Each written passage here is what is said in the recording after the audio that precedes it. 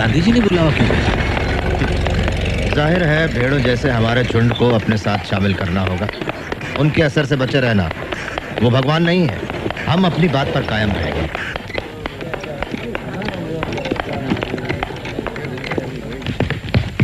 नमस्ते। नमस्ते। बापूजी छत पर हैं।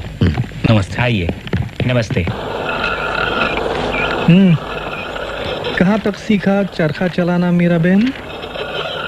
मैं कोशिश कर रही हूँ बापू। गुड।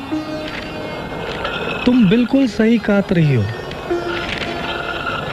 ध्यान दोगी, लगन के साथ करोगी तो एक दिन तुम निपुण हो जाओगी। बिल्कुल सही। Good good, that is right. Bapuji, doctor Ambedkar आ गया जी। हाँ हाँ हाँ, डॉक्टर आंबेडकर, आप मुझसे मिलना चाहते थे? गांधी जी, आपने ही मुझे चिट्ठी भेजकर बुलाया था। हाँ हाँ हाँ, याद आया।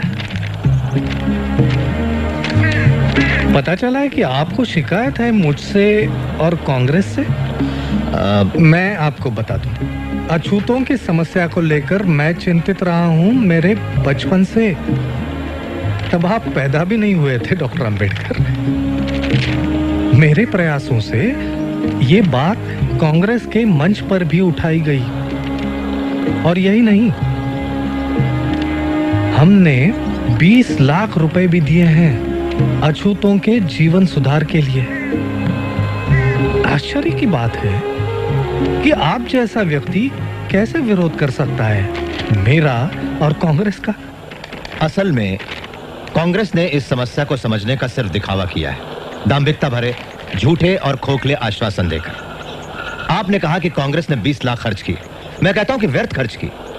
अगर कांग्रेस अपना दायित्व समझती है तो कांग्रेस का सदस्य बनने की शर्त होनी चाहिए छुआछूत ना मानना, ना कि खादी पहनना। आप कहते हैं कि ब्रिटिशों के मन में हमारे लिए कोई बदलाव नहीं आया। मैं ये पूछता हूं कि हिंदुओं के मन में भी कहां बदलाव आया है हमारे लिए? जब तक वो अड़ियल बने रहेंगे तब तक हम विश्वास नहीं करेंगे हिंदुओं पर, कांग्रेस पर या किसी महात्मा पर। इतिहास साक्षी है कि महात्मा हवा के झोंके जैसे होते हैं, जो धूल तो उड़ाते हैं लेकिन ठोस कुछ नहीं करते।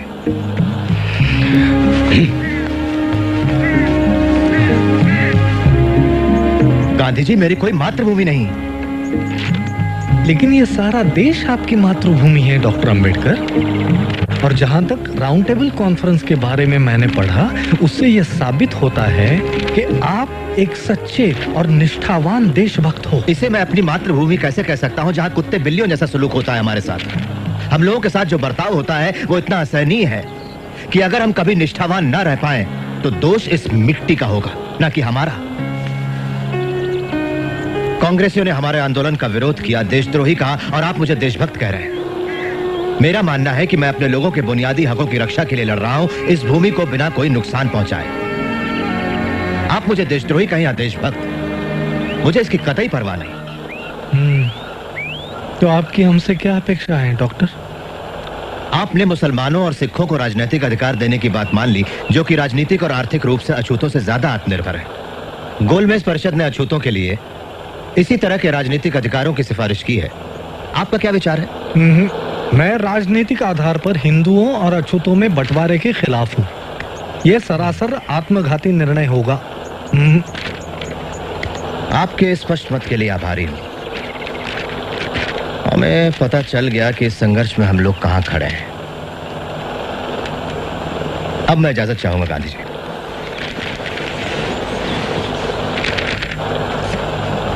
इतना असंयम? महादेव भाई। जी बापू। उन्होंने ऐसा क्यों कहा कि उनकी कोई मातृभूमि नहीं? शायद महार होने के नाते ऐसा सोचते हो। डॉक्टर अंबेडकर क्या महार हैं? सारी दुनिया जानती है बापू। सारी दुनिया जानती होगी पर मैं नहीं। मुझे किसी ने क्यों नहीं बताया उनके बारे में?